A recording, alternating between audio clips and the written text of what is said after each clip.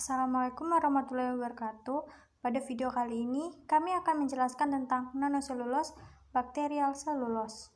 Sebelum itu, kami dari kelompok 4 yang beranggotakan Christian Ivanta, Dian Nugraha, dan Nuria Almaidah.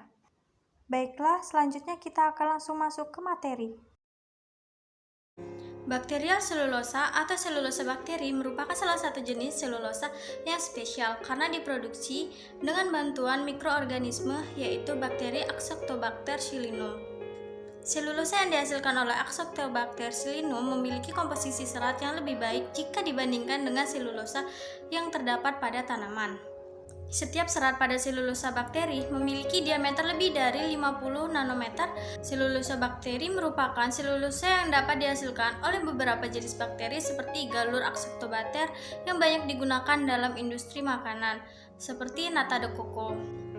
Selulosa dapat berfungsi sebagai penghubung untuk melakukan adesi ke inang seperti Rhizobium dan Agrobacterium. Selanjutnya ada nanoselulosa. Nanoselulosa adalah salah satu bentuk inovasi nanomaterial berbasis polimer alam yang memiliki potensi besar untuk dikembangkan di berbagai bidang. Bakterial nanoselulosa merupakan hasil sintesis dari bakteri khusus dan tumbuh sebagai serat mikro atau mikrofibril. Dalam suatu medium kultur, bakteri selulosa nanoselulosa memiliki ukuran panjang 50 hingga 500 nanometer dengan lebar 3-5 nanometer dan mengandung fraksi struktur kristal 60 hingga 94%. Bakteri selulosa nanoselulosa memiliki derajat kristalinitas yang lebih tinggi dibandingkan dengan bakteri selulosa. Hal ini dikarenakan bagian amorf akan semakin sedikit jumlahnya setelah mengalami depolimerisasi melalui proses hidrolisis asam. Synthesis of Bacterial Cellulose atau BC. Sebuah kristal mini akan terbentuk dari subunit terminal kompleks tunggal yang mengumpulkan unit glukosa untuk membentuk rantai glukan. TC akan berhubungan untuk membentuk TC linea yang akan menghasilkan kumpulan-kumpulan mikrofibril. TC yang disejarkan di sepanjang sumbu longitudinal membantu mendorong sel ke arah yang berlawanan dengan sintesis pita selulose atau cellulose reborn. BCSA terdiri dari 8 buah segmen transmembran dan 2 buah wilayah sitoplasma besar. Sebuah wilayah glikosentransferase di bagian tengah dan bagian C-terminal yang berisi wilayah untuk aktivasi melalui C di GMP. BCSB mempunyai wilayah TM tunggal dan berada di dalam periplasma bersama-sama. BCSG dan BCSB akan membentuk inti katalitik sintesa selulose. BCSC mencapai membran bagian luar dan ruang periplasma dan memiliki peran penting dalam kristalisasi rantai glukan. BCSC memiliki sebuah N-terminal bagian A helix yang terbentuk oleh beberapa penggulungan tetratripeptid atau TPR dan bagian terminal C yang menyerupai protein membran luar. BCSD memfasilitasi pengangkutan rantai glukan di luar sel dengan membentuk pori transmembran. Di Cassilinum, kompleks BCS disusun di sepanjang sumbu memanjang sel yang membantu rantai glukan untuk membentuk pita selulose kristal. Selanjutnya, cara produksi bakteri selulosa.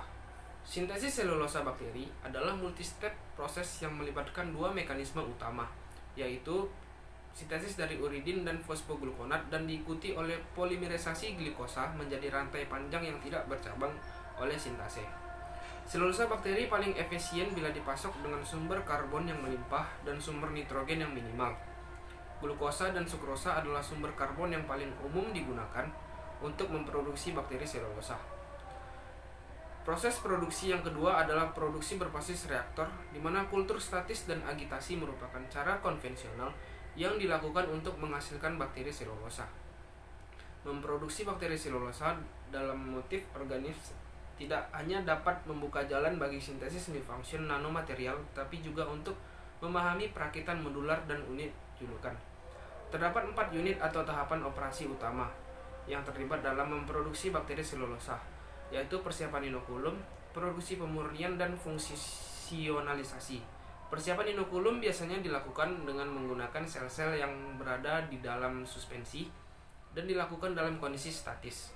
Di bawah kondisi statis, mikrofibril selulosa akan diekstraksi dari permukaan dan diikat untuk membentuk pelisel.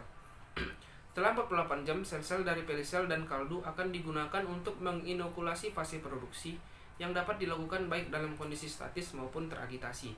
Bakteri selulosa akan mengikuti bentuk wadah selama kondisi statis, sementara di bawah kondisi agitasi, bakteri selulosa akan diproduksi dalam wet desiccate slurry dengan untayan granular stellata dan fibrostrans. Nah, kondisi agitasi ini akan ditekankan di dalam air standar stir tank, bioreaktor, rotor reaktor atau di dalam feedback reaktor dengan pengumpanan sumber karbon yang berselang-seling. Setelah didiamkan di dalam beberapa hari sesuai waktu yang telah ditentukan, pelito atau lempengan pelito ini akan dipanen secara manual, kemudian dicuci dengan air dan akhirnya akan direbus dalam malt alkali atau alkali ringan untuk membunuh bakteri-bakteri. Selulosa yang telah dimurnikan akan difungsikan dengan tepat tergantung pada penggunaan akhir.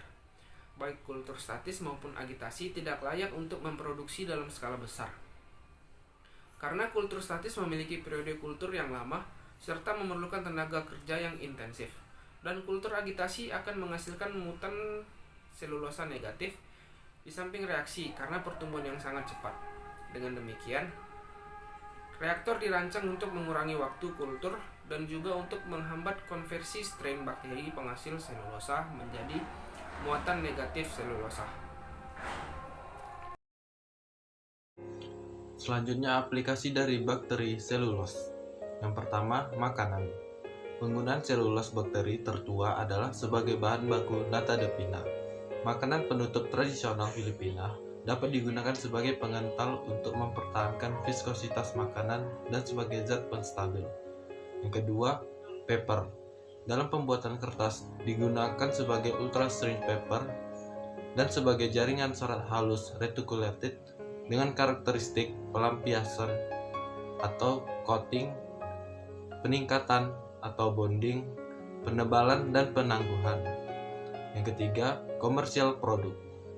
Selulos bakteri telah digunakan sebagai membran akustik atau filter pada pengeras suara dan headphone high fidelity seperti yang dipasarkan oleh Sony Corporation. Keempat, OLED.